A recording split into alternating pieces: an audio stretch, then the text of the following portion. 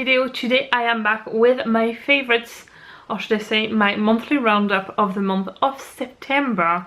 I can't believe it's the end of September already, it's crazy. So I'm gonna start with the obvious. As you can see, I got my hair chopped off and I'm so glad. It got really long and I couldn't stand it anymore. So I had booked an appointment ages ago for when we would be back from France. I was hoping to go a bit earlier, and then with back to school and all that, it was a bit crazy and I finally did it. So it's been straightened a lot, which I never do. I went to the hairdressers yesterday and I love it. I'm gonna stay on the hair subject. There's quite a lot of different things this month, but on the hair subject I have lately switched back to what I usually use when autumn comes. I do switch around my hair care during the year, because if I use the same thing all the time, my hair gets used to it and it just becomes either greasy very quickly, or my scalp becomes itchy, or depending on the weather, my hair gets affected different ways. And I find that this is always the combination I go back to when autumn comes. And for a shampoo, I use Karma Comba from Lush, the shampoo bar, and unfortunately it's only available online now. It used to be available in the shops, but not anymore, and I love this shampoo bar. If you know the scent of Karma in Lush, that's what it smells like, and it is great to cleanse the hair, but not too much. I really like it. And what I use, not every time, but most of the time as a conditioner when it comes to needing a little bit more moisture and not repair, yeah, kind of repair I guess, it's Retread. And I absolutely love this. The scent is not for everyone. It's very it smells a lot like essential oils. It's quite a strong scent, but it doesn't really stay on your hair too much. So that's my go-to hair care at the moment. I do switch it around with other things in between, but most of the time I use that. Staying on the Lush topic, we have been trying something with Alfie, who is a really bad sleeper, and something I am sure you've heard about is the Sleepy body lotion. We've put it to the test because we really struggled to get Alfie to settle to go to bed. He is exactly like Owen was. He fights sleeps until he collapses, and no matter what we've tried, nothing works. So we saw a lot of people had great success with this, and we decided to give it a go. It is a very nice body lotion. It's like a very light purple. It smells, the best way I could describe it, it smells like lavender and biscuits crushed together. It's not overpowering of lavender, and it definitely relaxes you a lot. What we do now is that every evening we put it on him. He actually loves to get it on, to the point that he we'll tell him, we'll put the cream on, and he sits down on the couch and he lifts his top to get it on his belly, on his back and on his legs, and do a little kind of massage with it. He loves it, and it certainly calms him down. I'm not going to say it puts him to sleep, it doesn't. It does calm him down, so he probably won't fight as much. But the one thing it has definitely changed is that once he's asleep, he used to wake up several times in the night, because every time you would be, do you know this way, sometimes you're half awake, half asleep, and you go back over. In those transition moments, he would struggle to go back over on his own, so he would need our help. And this has definitely helped a lot with that. Most nights we've had, even if he goes to bed late, which is a progress, you know, for us, than having a very interrupted night of sleep, he will more than likely sleep until the morning, early in the morning, but still, you know, it's a massive improvement. So I definitely think it works. It's not magical for us the way it has been to some people, but I can definitely see the effect of it. And see, for me, I have been trying to make the effort to go to sleep earlier. I try to be in bed before 11, and I want to be completely asleep for sure by half 11. Otherwise I can't cope. So whenever I put it on Alfie, I always have some leftover on my hands, and I usually rub it, you know, on my arms, on the upper part of my body, so I can smell. I think it's the scent for me that really does it, and it really relaxes me. And I usually do that in the evening just before going to bed, and I've been having less issues to fall asleep. I fall asleep much quicker, even much earlier in the evening, so it's been great for that. So give it a go. I can't guarantee it will work with everybody, but for us it definitely improved things, so that's, any improvement is good. Then I'm going to stick with 3 beauty products, which I can't remember if I mentioned in my August favorites. I bought them all in France for a wedding. This one I'm pretty sure I didn't. I was a bridesmaid for a wedding in France, and at the time the heat was over 40 degrees Celsius, and it was very hard to find makeup that would stay on my face without sliding off for the whole day. So I wanted a primer, but the problem I have is that I need to wear sunscreen because my skin is very fair and it would burn very quickly. So I wanted a primer that had SPF 50 in it, which was actually really hard to find. I wanted to buy a Makeup Forever one, and I had no other choice than waiting on the morning of the wedding to go to Sephora to get it, and they didn't have it anymore. So the only one they had with SPF 50, which I went with, is the Bare Minerals Prep Step. It has an SPF 50 and it is quite white. I would say it actually lightens your skin a little bit when you put it on at first, but as it goes in it's a bit better, so don't worry if you do that. It's meant to be good only with Bare Minerals products, but because I use a powder foundation I thought it would be okay.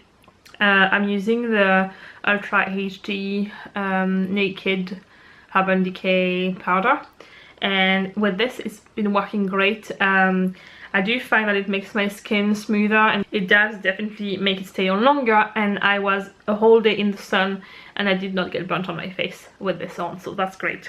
The next one is something which I had heard so much about, and I needed a concealer. I didn't know what to go for, and I thought, you know why, I'm not buying myself that much makeup. I don't actually wear a lot of makeup, but concealer, when you're a mom and you're sleep deprived, sometimes it can really lift the way you look.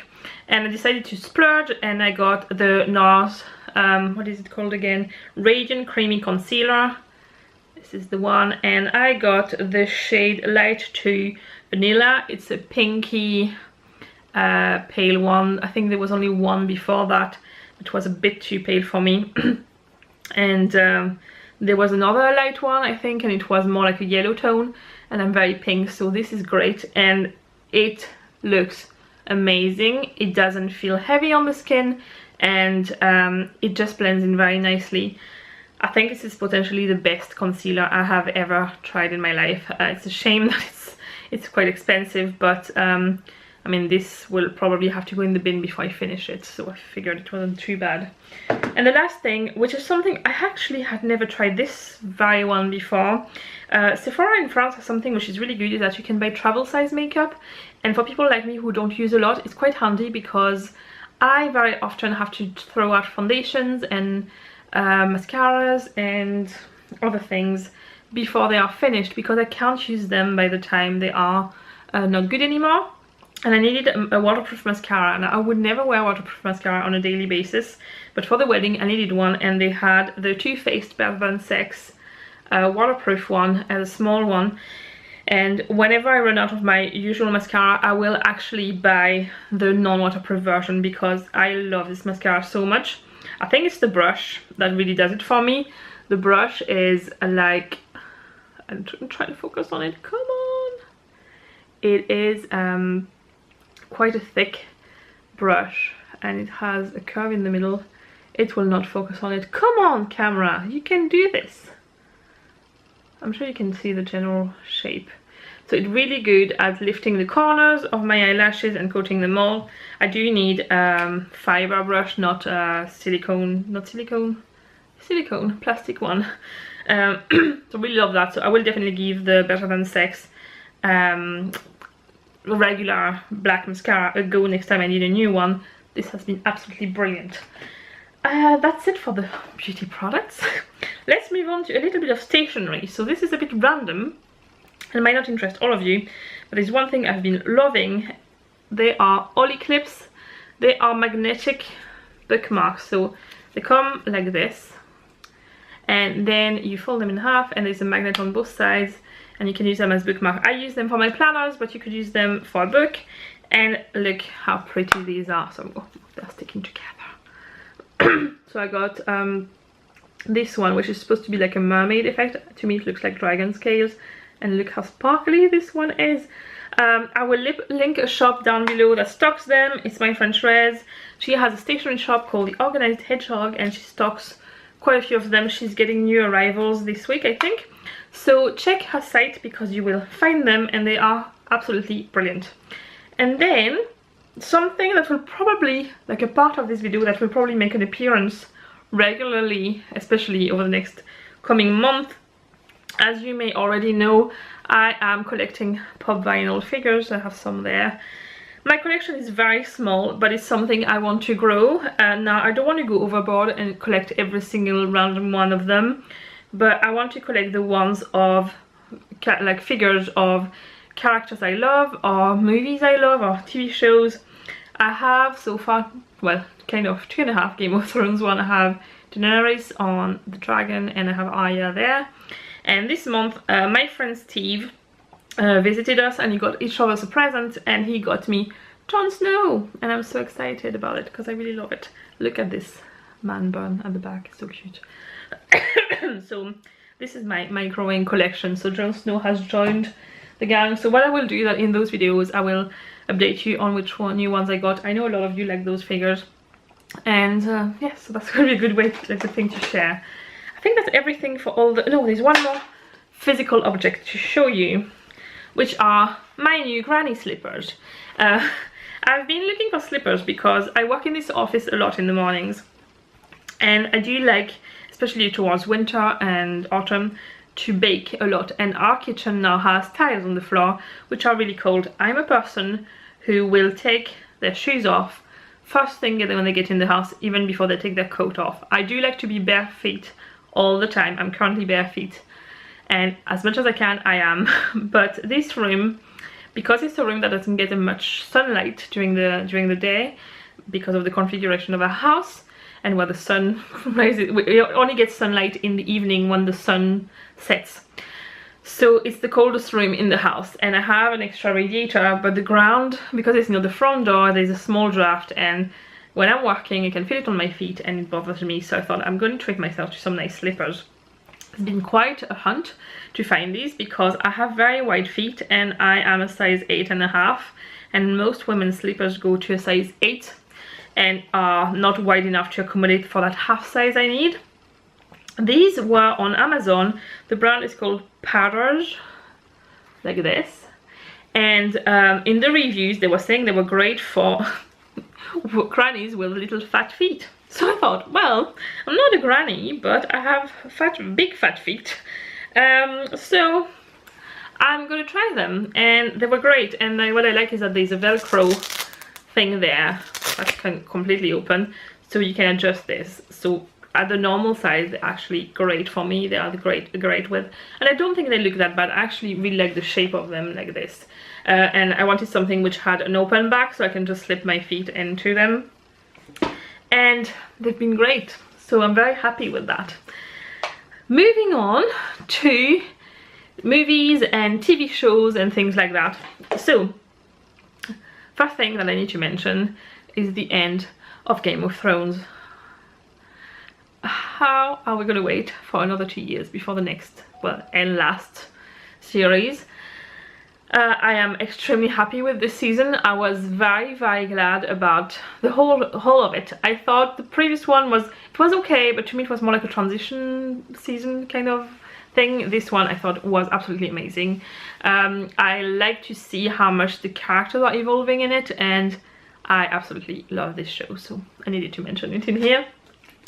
Next thing is a new TV show I hadn't watched before. It's on Netflix. It's called Atypical, and it's kind of a funny, yeah, it's like a comedy kind of TV series, and, well, Netflix series. And it's about this boy who is in high school and he's autistic, and how his life is different from others. But I find it's funny but great at the same time to represent this kind of issues in a lighter way. And I find it great. I find it quite entertaining. So there's only one season on so far, and I've watched all of it and I really liked it. Another thing I've watched on Netflix is a movie called What Happened to Monday, which has a brilliant actress in it. I'm not sure how to pronounce her name. Probably Naomi Watts or something like that, the girl who was in The Girl with the Dragon Tattoo.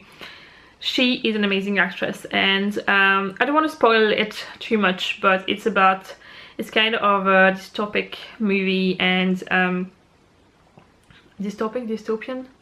What do you call it? Dystopic or dystopian in English? I'm not sure. Anyway, you know what I mean. And I did find the story great, and I find the acting brilliant. She herself plays 7 different characters in that movie, and I always really like those kind of movies when one actor has to show different roles in it. I really liked it. And then talking about TV, I'm excited because it's this time of the year when some TV shows that I like to watch start again, and these usually run right up to Christmas. So you may know I'm slightly Christmas obsessed, and this reminds me that we are now officially on the run up to Christmas. So one of these is The X Factor. So far I'm not feeling very overwhelmed by it. I will continue to watch it, but it's a bit okay, well, alright.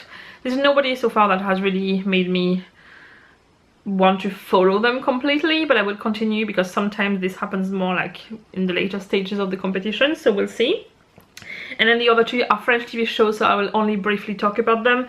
One of them is called Koh Lanta. It's the French version of Survivor, and I absolutely love this show. It's on every Friday night, so that's my Friday night TV sorted. And the other one is a show called Secret Story, which is potentially my favorite TV show of all times. It's the French version of Big Brother with a twist. Every candidate has a secret they have to protect, and they also have to discover the secrets of other people to win more money, and there are challenges and all that. So it's Big Brother but with a lot more goals in the game to do. They're also given secret missions to do and all that. So there's a lot of twists in the game. I really love it. And there's a daily show on weekdays, and there is a show on Thursday nights, the live show. So that's my Thursday night, Friday night, Saturday night and Sunday night sorted until Christmas. It's great, isn't it? It may sound a bit sad that I get so excited about TV, but when you're a mom and you work from home and you have a long day at home, when the kids go to bed, just being able to switch your brain off in front of really rubbish TV, which I love. I love reality TV. It's great. It's brilliant. I don't drink alcohol, but I can totally get why some moms will take a glass of wine to do that. I wish sometimes I liked it to just be one of these moms with my glass of wine when my kids are in bed watching TV. Last but not least, a little life update, which I don't know where to start with this, but I think I'm going to do it in chronological order. It's going to be the simplest way. So at the end of August, we got everything kind of scheduled, thinking we had a whole new routine sussed out, and we would just, we organized that. We had all these new activities the boys would start, and new school runs and all that. So we tried to sit down and schedule, oh, James is going to do this, I will do that, and all that. And then Owen started to go to swimming lessons, which are going great. He went to the new class, the new school year as well, which is going great too. His teacher is great, and he's continuing dance class as well.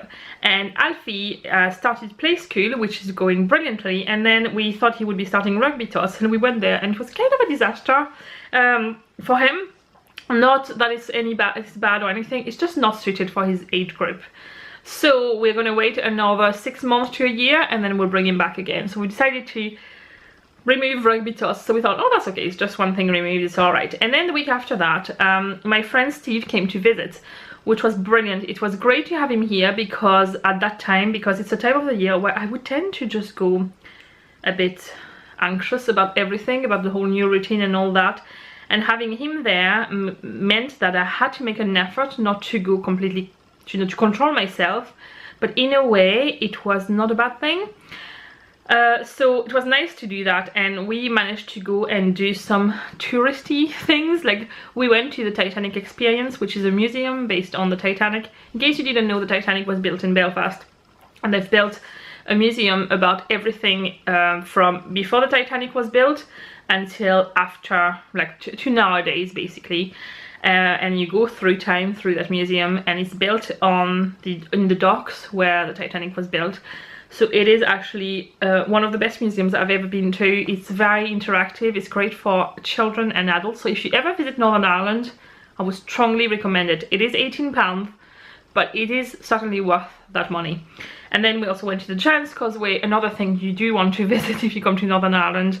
If you don't know what it is, it's a natural landmark kind of thing. I don't know how to describe it. Just Google Giant's Causeway, you'll see pictures. It does look amazing. So we did that, and then a few days after that, things went completely upside down. James has been having issues since chemo with some nervous issues and all that, and he's been followed by a neurologist, and the neurologist wants to try some new treatments, but he's been diagnosed properly, which means that for at least a year he is not allowed to drive. His driving license was taken away, and because we had this whole new routine sorted out, it meant that we had to just kind of cancel everything, and then we had to work out a whole new routine, which was very stressful for all of us. It was stressful for James because obviously you don't want to hear that. Stressful for all of us to adjust, but we are now okay. We've worked it out at the end. You know, we went from being, oh yeah, we have everything in control, through to, oh my god, what are we going to do? We have to do everything different, and what does it mean for treatments and stuff like that, to now we can do this. So it's been a bit of a roller coaster. I can't go too much into details about James's conditions and all that until we know a bit more. Don't be worrying, it's nothing life threatening, it's nothing we can't live with. If he was not allowed to drive anymore at all in his life, we would cope. It would be fine, it would be inconvenient, but we would find a way. So we're at the point now we're kind of hopeful, because so far everything is going to plan.